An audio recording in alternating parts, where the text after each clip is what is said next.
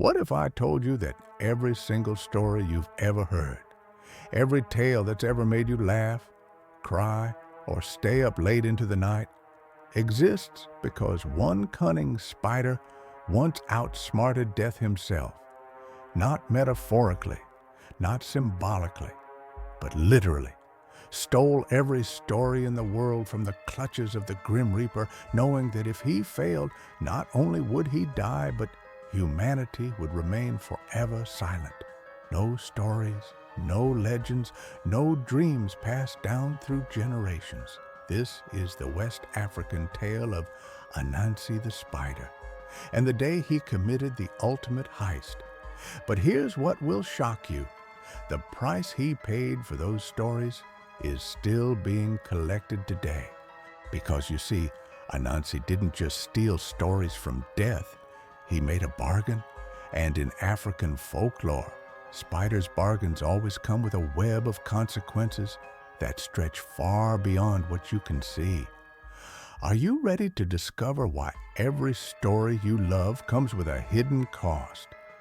Then buckle up, because this tale will change how you see every book, every movie, every bedtime story forever. Long ago, when the world was young and the boundaries between the living and the dead were as thin as spider silk, there lived a time when humans had no stories. Can you imagine it? No fairy tales to comfort frightened children, no legends to inspire heroes, no songs to heal broken hearts. The world was gray, silent, and desperately lonely. All the stories, every single one that had ever been or ever could be, were locked away in a massive gourd, hanging from the tallest tree in the realm of the dead. And this gourd belonged to Death himself, who hoarded stories like a dragon hoards gold. Why did Death keep them? Because stories are power. Stories shape reality. They give meaning to suffering and hope to the hopeless. Death knew that as long as humans had no stories, they would fear him completely. They couldn't imagine heroes who conquered death, lovers who returned from beyond, or any ending other than absolute finality. But there was one creature who refused to accept this reality. Anansi the spider, trickster, weaver, and the wisest fool who ever lived. Anansi was different from other spiders. He could change his size at will, speak any language, and most dangerously, he could spin webs not just from silk, but from pure cunning. And Anansi had a problem. You see, he had fallen in love with a human woman named Aso, who was dying of a broken heart. The silence of the world was crushing her spirit, and no medicine could heal what only a story could mend. So Anansi made a decision that would terrify the bravest warrior. He would journey to the land of the dead and steal every story in existence. But here's where it gets truly spine-chilling. To reach death's realm, Anansi had to die first. Not fake death, real death. He wove a web so intricate and beautiful that he convinced his own soul to leave his body, threading through dimensions like silk through a needle. As his spider form collapsed, lifeless, his spirit descended into the underworld, and what he saw there would haunt your nightmares. The realm of the dead wasn't fire and brimstone. It was worse. It was empty.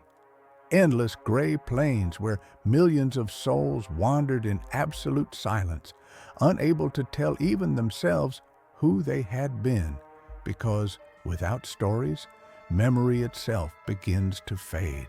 Death's palace rose from this desolation like a bone-white mountain, and at its peak grew the tree of forgotten dreams.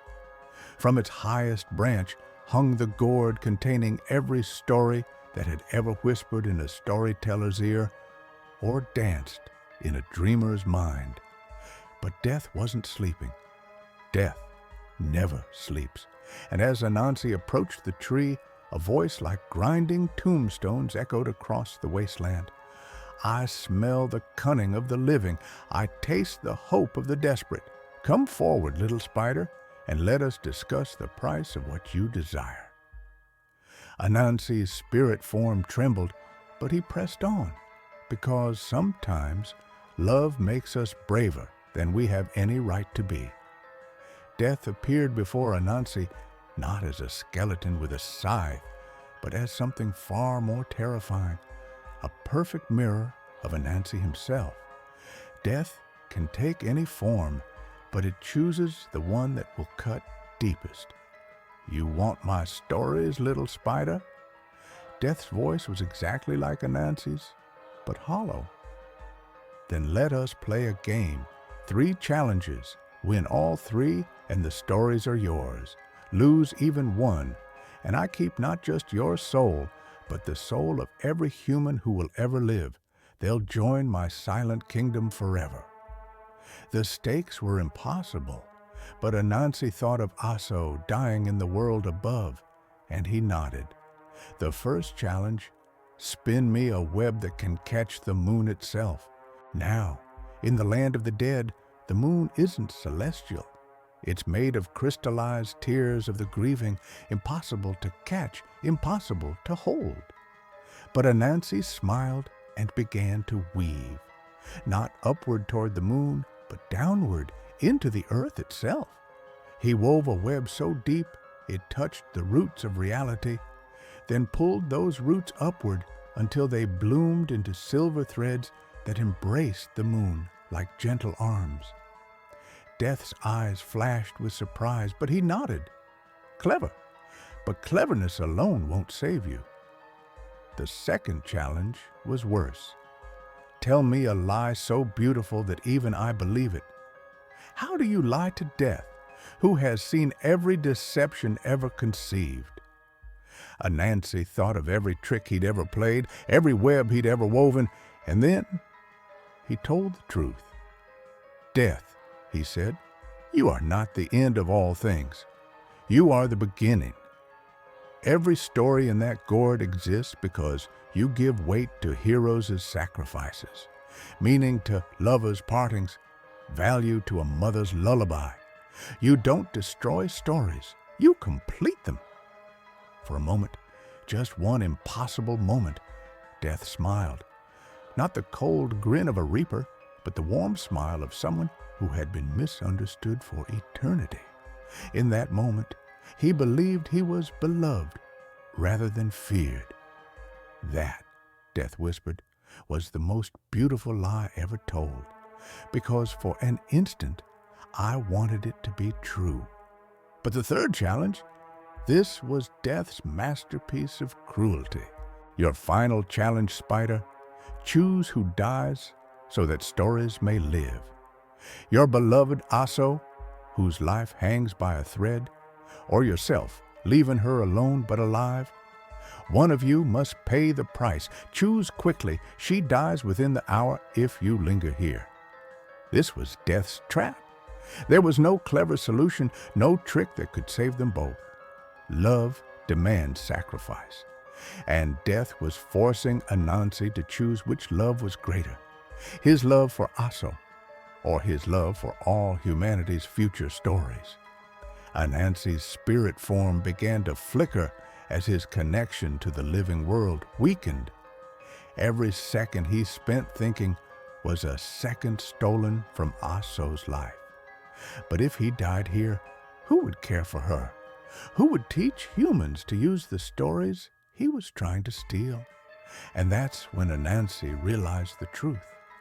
Death hadn't been trying to stop him from taking the stories. Death had been teaching him.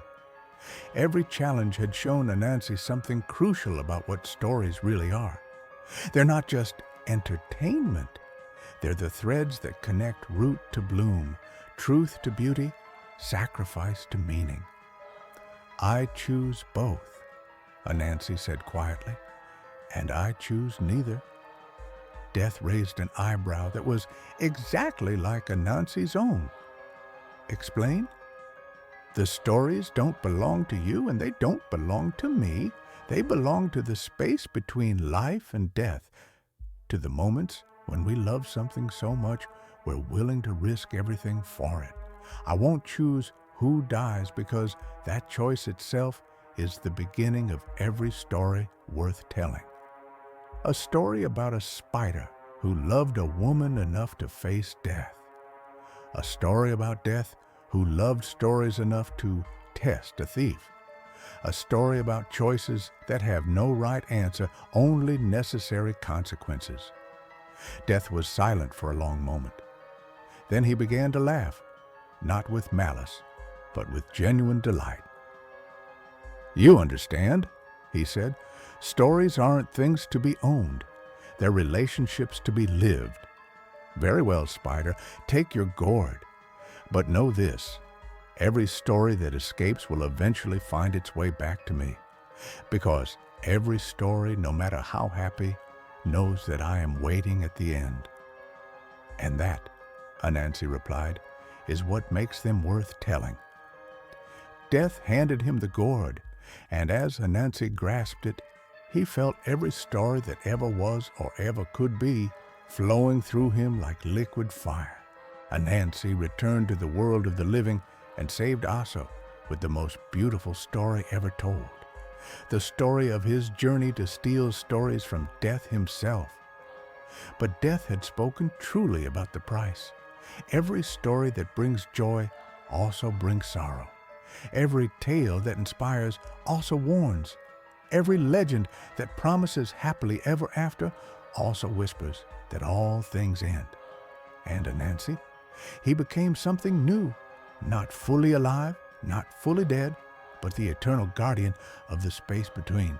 Some say he's still out there, weaving new stories into the world, always watching the boundary between what is and what could be. They say that's why we see spiders in the corners of our rooms when we're reading late at night, or why webs glisten with dew just as we're about to tell someone a story that matters. Because Anansi is still there, making sure the stories flow from death to life and back again, keeping the bargain he made in the realm of silence. The next time you hear a story that moves you, remember, someone once risked everything to steal it from Death himself. And Death is still smiling about it. Which African folktale should we explore next? Drop your suggestions in the comments, and don't forget to subscribe for more stories that will change how you see the world. Because every story carries a piece of ancient wisdom, and some of them carry warnings we desperately need to hear.